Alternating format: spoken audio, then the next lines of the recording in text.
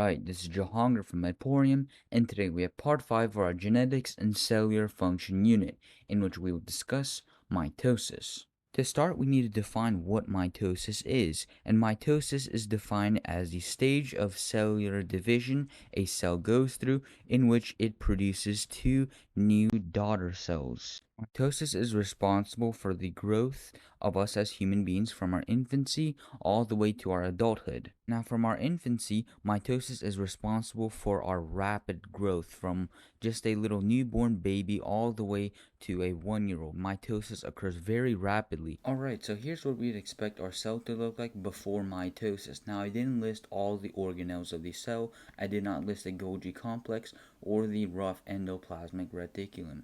Today we're just listing the organelles that are important for mitosis, and we start by this orange structure right here, which is known as our centriole. Now this purple structure right here is known as our nuclear envelope or membrane. Now over here is our chromatin. Now you might be wondering, why are there two colors of chromatin?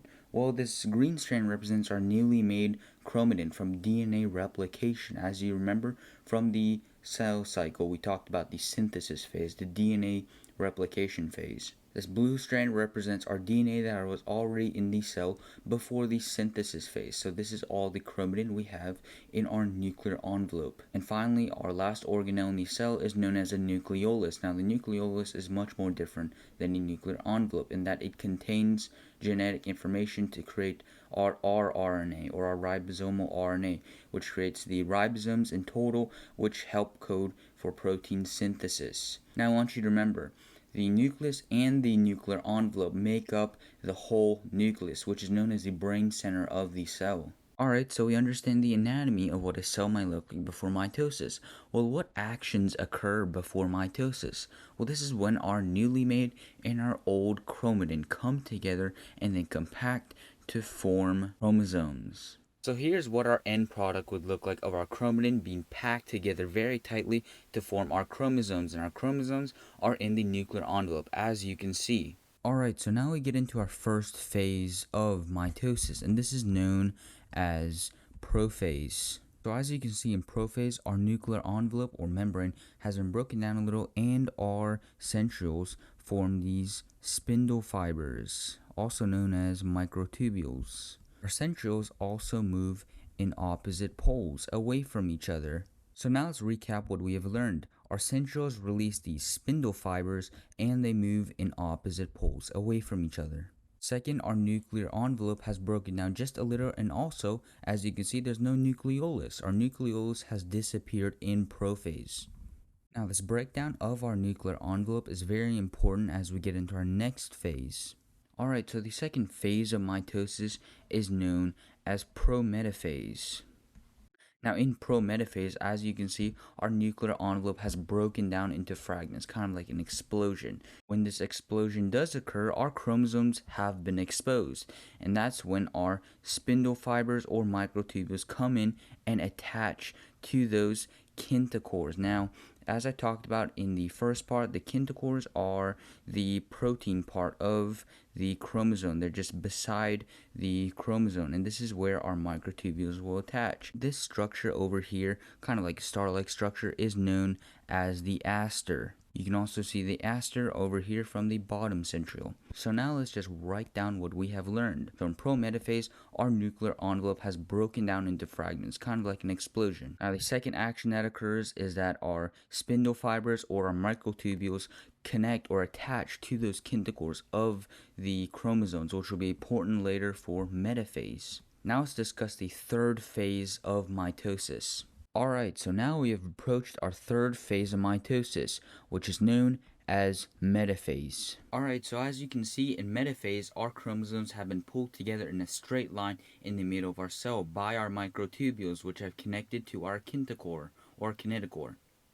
These microtubules that pull the chromosomes into a straight line are known as a kinetochore microtubules, as these microtubules attach to the kinetochore.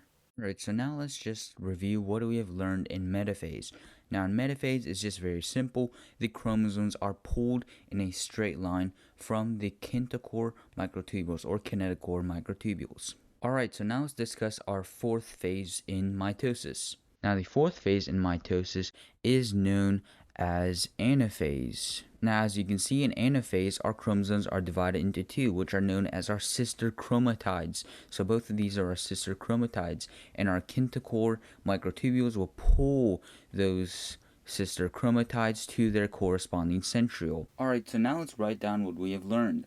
So in anaphase, our chromosomes are divided into two chromatides, which are then pulled away from each other towards their corresponding poles, which in the future will become our daughter cells.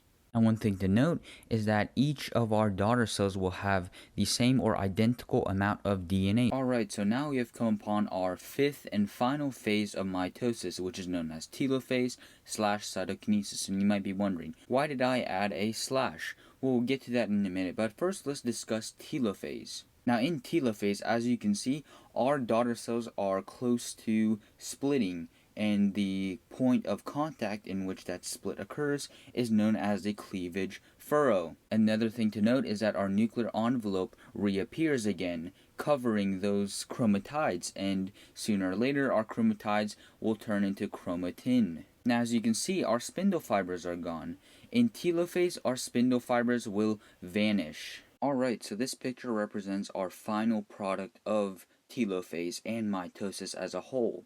As you can see, we have two daughter cells that are very identical, and our nucleolus has reappeared again.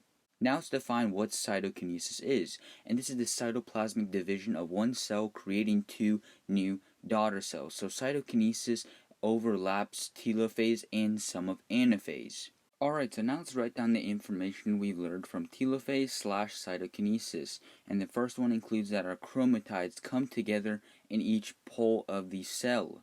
The second action that occurs is our nuclear envelope and our nucleolus reappear.